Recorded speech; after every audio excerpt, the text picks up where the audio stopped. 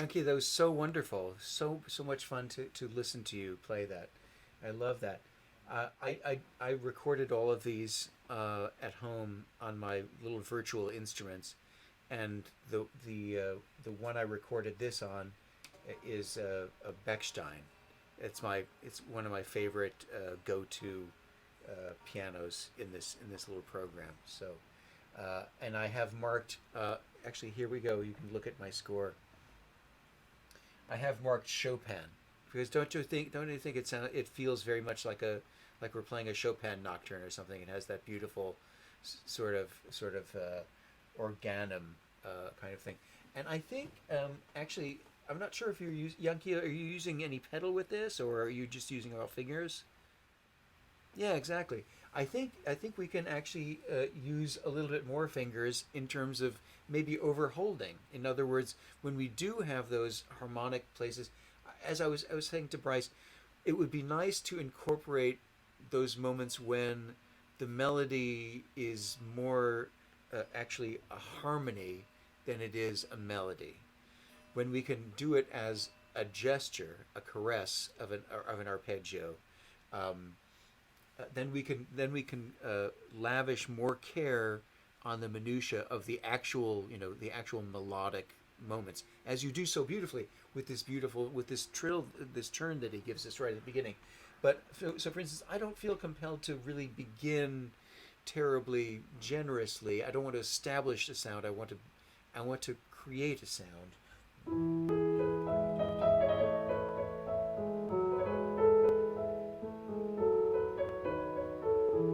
And the one thing I want to mention here is, and I find it very very tempting to just play this with this lavish legato. And you'll remember the first thing I asked you to entertain, if we're still looking at my score, is to actually use these moments of making this harmonic one rather than melodic one.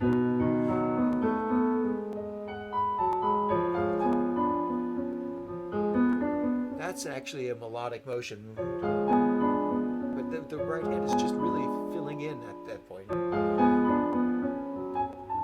And now the most important thing I want to ask, and it's very very hard for me. I feel your pain. I find it very very difficult to leave the ground. You know, and I'm gonna give you license to fly. Okay, because we come to this place.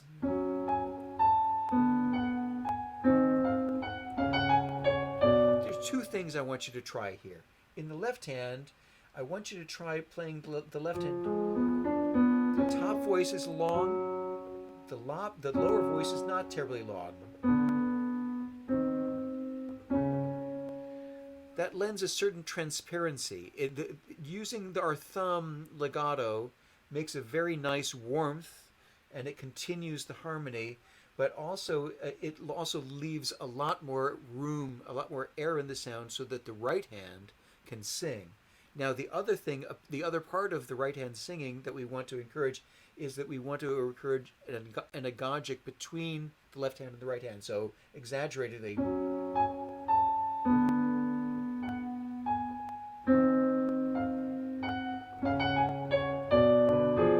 And now here, I know this sounds like a mad Vivaldian, Wagnerian mad dash, but if you look at my score, I actually decide. actually make the left hand that tenor voice, the primary voice, and now this voice, the alto voice, and now the top voice. Sorry, there it is. So in slow motion, so yeah. So I do a little bit more between left and right. So left, left, right, left, right. See how I did that? And it's not really a matter of playing one louder than another. It's making the other voice slightly more transparent. So that means a little bit less long. So it means practicing it. So if we practiced it, we would go like this. And now.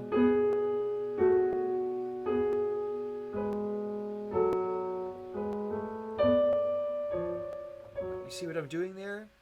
But it's really something that we need to train in.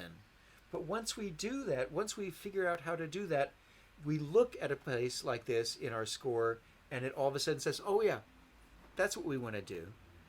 And there was, I want to just go through the general plan of how to attack this. But yes, when we talked about legato as being the connection between two sounds, not the connection between two pieces of wood.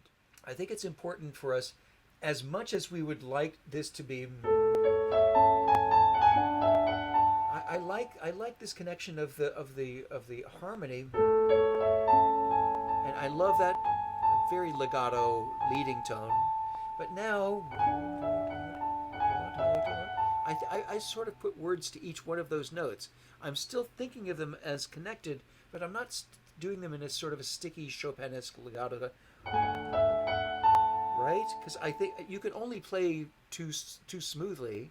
You can overhold it if you wanted to, but I think there's a fair amount of play in how distinct, not detached. I won't say detached, but how distinct we can make the notes without losing their connection. How we can actually connect two sounds, but not just two pieces of wood. So actually, even there, I like sort of a little bit more distinguished going up.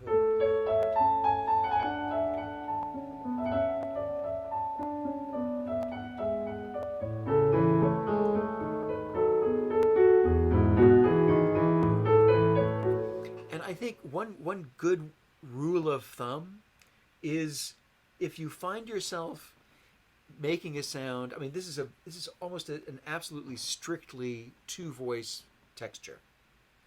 If you find yourself trying to match one voice to the other, you're on the wrong track. We want to have a slight sense of balance, so that there's always a sense of somebody's a little bit more prominent than the other.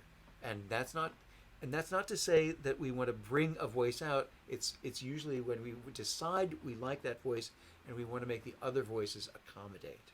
Do you see what I mean? Dynamically. And then also working with that.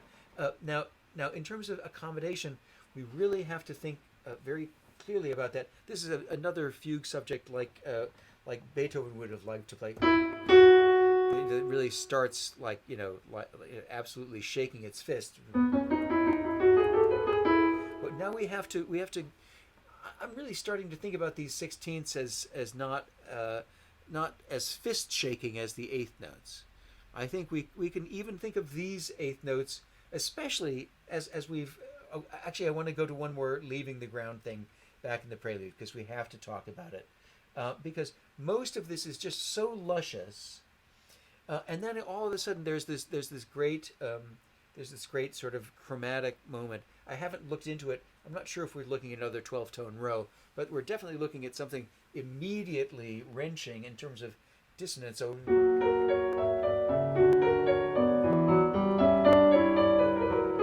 here, this is what I'm talking about.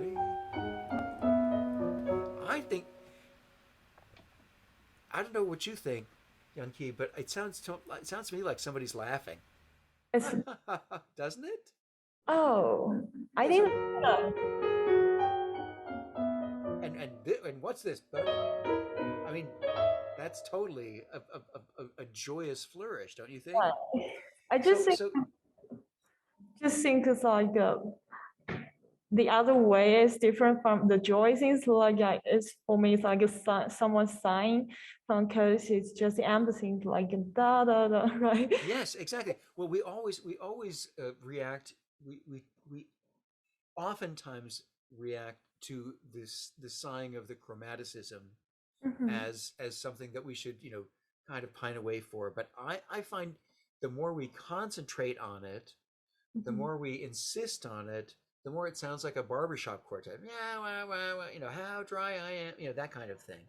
Oh. I almost invariably try and find a way to subvert that. And Oh. in this case, my way of subversion is to say we have this whole piece that is so predicated on a seriously legato texture. Mm-hmm. Why not decide that he's all of a sudden inserted this moment of chromaticism? Why not say, okay, well maybe that's he means this to be a little bit of a laugh. So in other words, so we got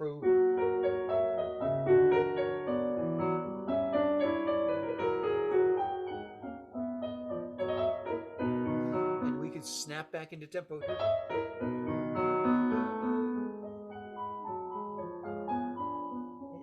And at this point, because we all of this chromatism, we don't know what's going to happen. And now a real interplay between left and right, left, right, left,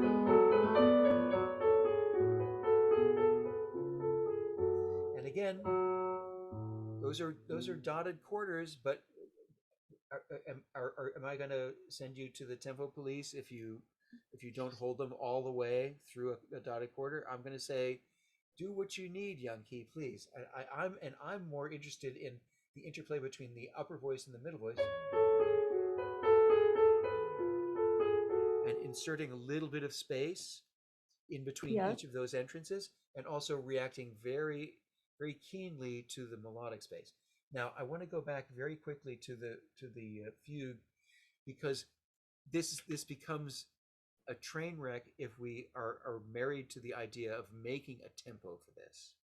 Mm-hmm. Okay, we have to let the content dictate the tempo. So the first thing after we do that is we have to think about starting really from nothing. We're making a rising figure, so we don't want to start. We don't want to start that way. We've made the clarion call, and now the question becomes, what are we going to do with these repeated sections? Right? Yes. I'll go ahead and give you the spoiler alert. They're gonna work better for you if we think about it most times less. Okay? Oh, The reason for it the first time is, oh sorry. The reason is because we have to hear the top voice, right? We yes. can't have them joining. That doesn't say anything. So right hand takes over, and we're actually doing this with the left hand less, and we can start even less as this accompaniment figure.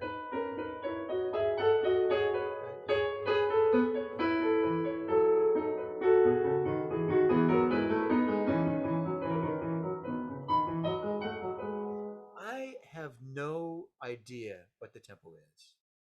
I am going by what is the time I need to make this gesture happen?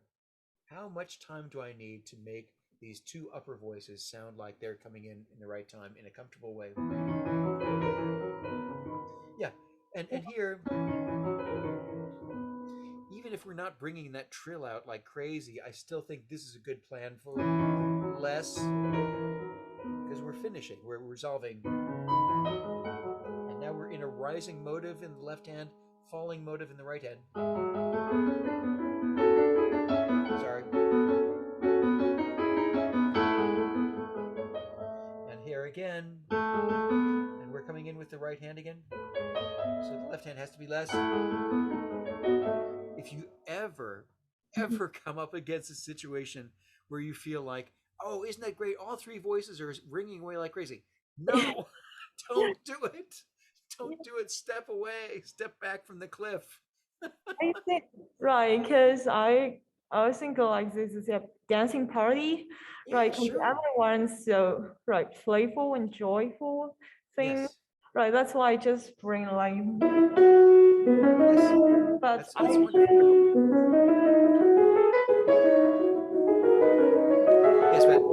Yes, but that's excellent. But at the same time,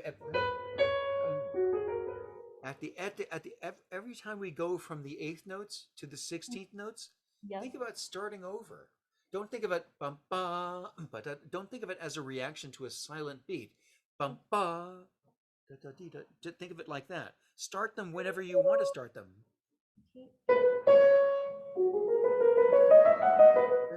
And right, yes.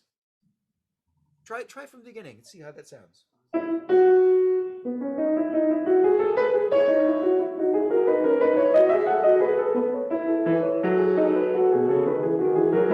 Good. Excellent.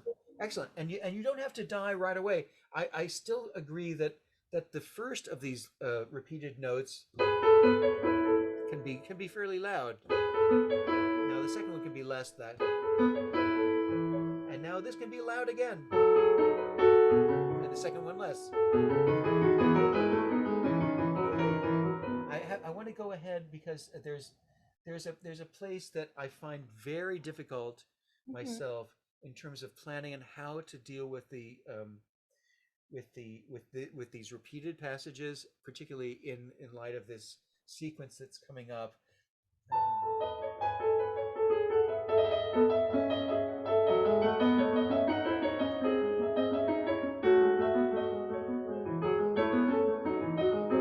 Here we go. I think the one who should lead the show is Okay. that tied note. So Okay. listen to my left hand.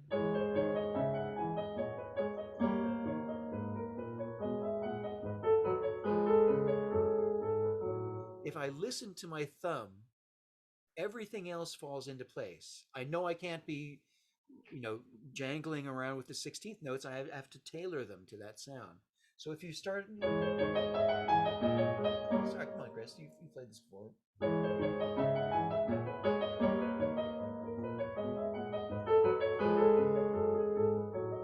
The other thing is we don't want it to be, we want it to be sort of unsettled. When it resolves, it doesn't resolve on the downbeat. It resolves the beat afterwards. You know, so there has to be a sense of constantly moving, but we also want to give you all the room you need to make all of these gestures come alive. And so that means every time we start the 16th notes, Mhm. start them softer and start them later. Okay. You know, think about that. Yeah, so that particularly that dealing with that sequence and allowing the tied note to Mhm. dictate the sound. Okay. It'll end up also being that we're still doing that the second set of sixteenths a little bit less. Let me give you a nice example of place where I think the second group of sixteenths can actually be a mode of excitement. So I'm talking about. Yeah, that sound.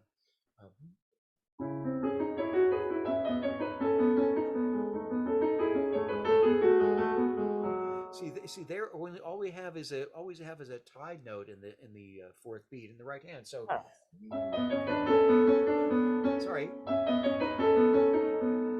we can actually do more. First time not so much, and now second time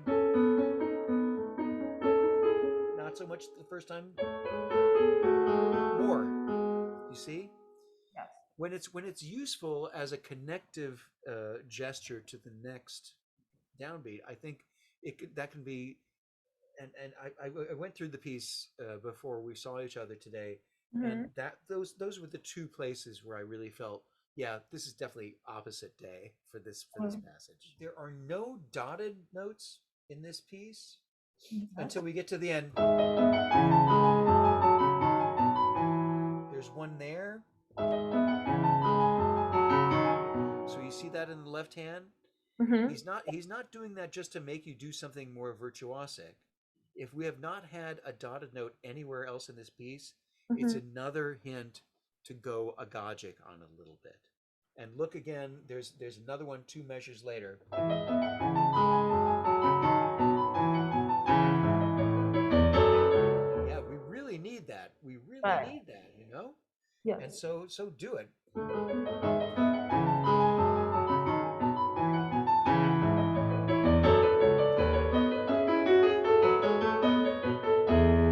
He's making a huge play.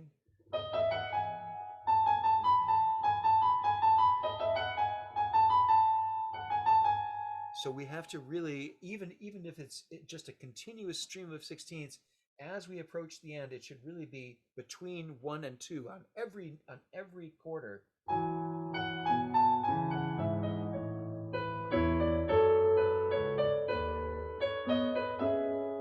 And here again in the left hand. And in the right hand one more time. Take all of it. Okay. Take all of it, okay? If something occurs to you, Mm-hmm. there's gotta be a good reason to accommodate that into your interpretation. It's not that it's too hard. It's not, it has nothing to do with that. It has to do with how am I going to accommodate this? How am I going to make this sing?